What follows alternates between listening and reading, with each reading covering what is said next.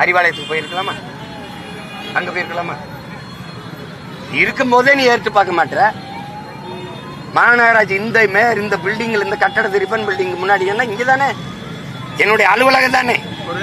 15,000 பேருக்கு சம்பளம் போட முடியாத ஒரு மாநகராட்சி எதுக்குன்ற ஒரு கேள்வி வருது. கிட்டத்தட்ட ஒரு 5,000 கோடிக்கு மேல வரி வசூல் செய்யக்கூடிய ஒரு மாநகராட்சி ஆண்டுக்கு ஏன் உங்களால சம்பளம் போட முடியல? அப்புறம் எதுக்கு இந்த மாநகராட்சின்ற ஒரு கேள்வி முன்வைக்கிறாங்க மக்கள். நானும் அதை தான் வைக்கிறேன். நான் தான் வச்சேன் முதல்ல. அதுல என்ன அந்த கேள்வியில என்ன தவறு இருக்குன்னு சொல்லுங்க தம்பி. நீங்களே சொல்லுங்க. இவ்வளவு பெரிய கட்டடம், இதுக்கு ஒரு நிர்வாகம், அது யாரை நிர்வகிக்க? ஒரு 20 IAS ஆபீசர் ஆயிருக்காங்க.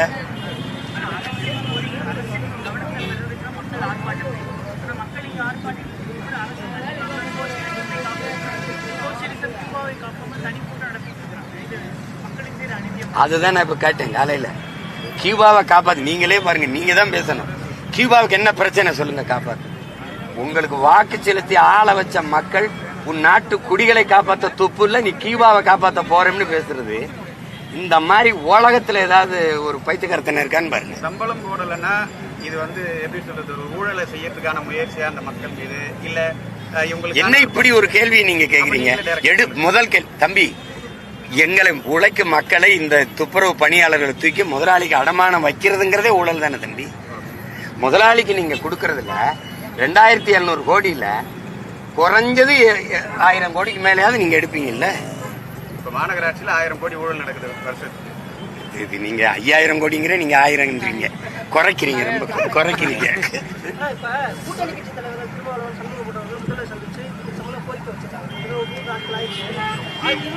அதுவே நான் உங்ககிட்ட கேட்கிறேன். இப்ப கூட்டணி கட்சி தலைவர்கள் போய் கோரிக்கை வச்சு இந்த பிரச்சனையை கொண்டு போற அளவுக்கு தான் முதல்வர் இருக்காரா?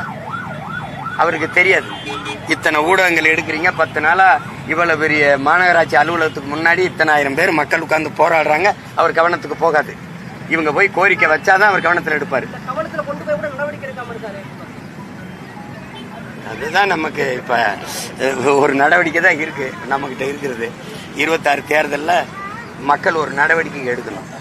எந்த கோரிக்கையை அவங்க ஏற்று ஒரு முடிவுக்கு கொண்டு வந்திருக்காங்க? ஆசிரியர்கள் போராட்டத்துக்கா?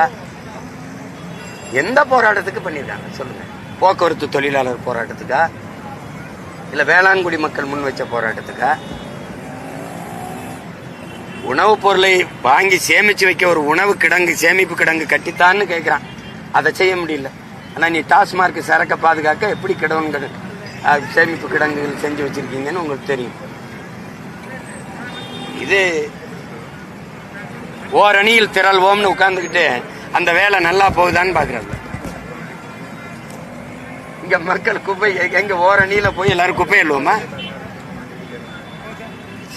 கொடுமை.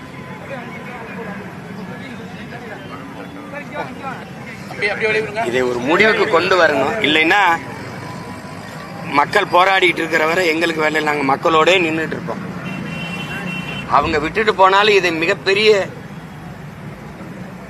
சிக்கலாக நாங்கள் தேர்தலில் அதை பிரதிபலிச்சுக்கிட்டே இருப்போம். என் மக்களை நீங்க கைது பண்ணி சரி அது மிரட்டி கிரட்டி வழக்க போட்டு அதெல்லாம் கிடையாது.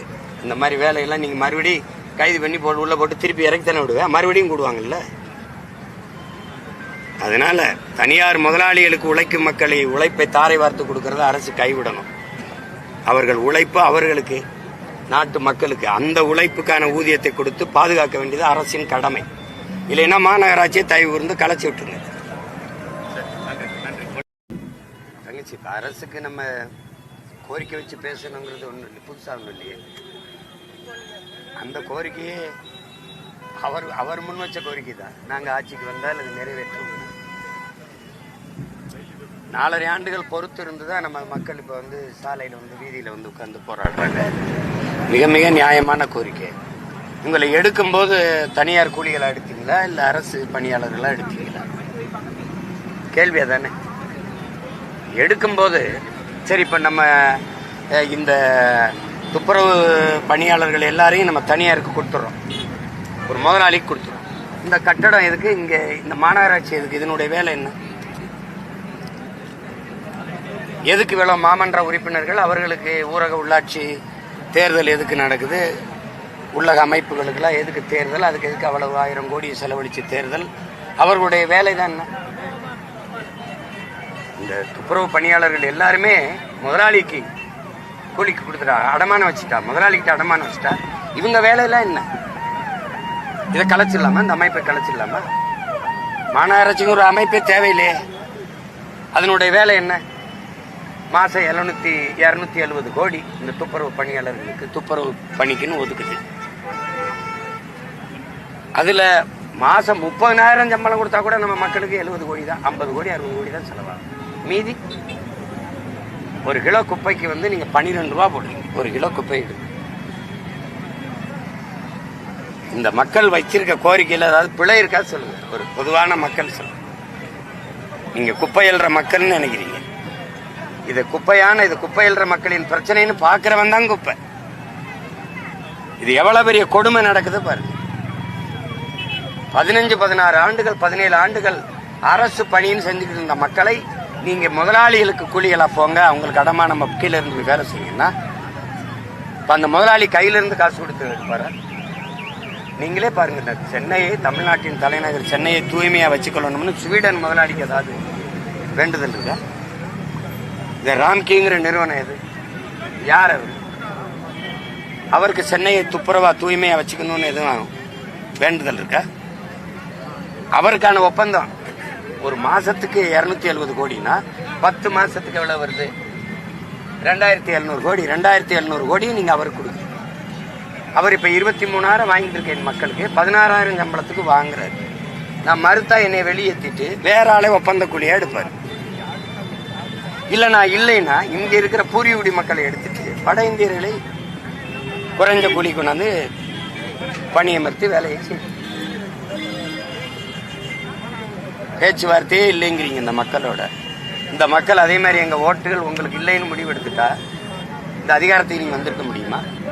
அதிகாரமற்ற எளிய மக்கள், அவர்களுக்கென்று பேச குரல் இல்லை, அவர்களுக்கு முன்னின்று பேச ஒரு தலைமை இல்லைங்கிறதுனால தானே நீங்க இப்படி புறந்தள்ளி அந்த மக்களை வீதியில போட்டிருக்கீங்க.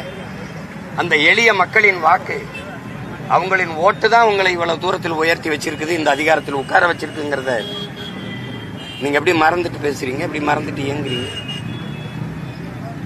தொடர்ச்சி அவங்க வந்து பாதிக்கப்பட்ட மக்களை கைது செய்வோம், அரெஸ்ட் பண்ண போறோம் நம்ம சொல்லிக்கிட்டே இருக்காங்க. ஒரு அச்சுறுத்தல் கொடுக்குறதா எப்படி பாக்குறீங்க? அதான் வேலை என்ன? இந்த மாமன்ற உறுப்பினர்கள் வேலை அச்சுறுத்துறது தான். போங்க, இல்லைன்னா நாங்க உங்களை கைது பண்ணுவோம், உள்ள வைப்போம். இது மக்களின் ஆட்சியா, ரவுடிகளின் ராஜ்யமா? குண்டாஸ் ரூல்.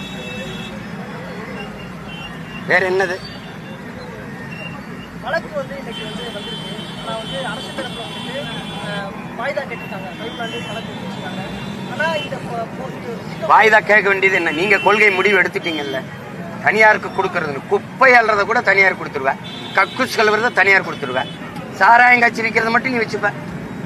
இங்க உட்கார்ந்து இருக்கிறதுலே சரிபாதிக்கு மேல விதவை பெண்கள். அவங்க கணவர்லாம் இறந்தது காரணம் என்ன? எல்லாம் இளம் வயது பெண்கள். எல்லாம் குடிதான். இத்தனை பேர் தாலி எடுத்ததே நீதான். தாலி எடுத்துட்டு இப்ப வாழ்க்கையில வயிற்றுல அடிச்சு தூக்கி தெருவில் போட்டது நீதான். இவங்க அள்ளிய குப்பை அந்த பக்கம் கிடக்குது, குப்பையை ஆள்றவன் இந்த பக்கம் குப்பையா கிடக்குறான். கேட்டா நாங்க எந்த குறையும் சொல்ல முடியாம ஆச்சுங்க. இவ்வளவு பேர் வயிற்றுல பசியோடு கண்ணீரோடு நின்று கதறது காதுல விழல. தங்கச்சி கேட்கறாங்க, என்ன கோரிக்கை வைக்கிறீங்க? நீங்க கேட்கறீங்க, நாங்க வச்சாதான் அந்த கோரிக்கை உங்களுக்கு தெரியுமா?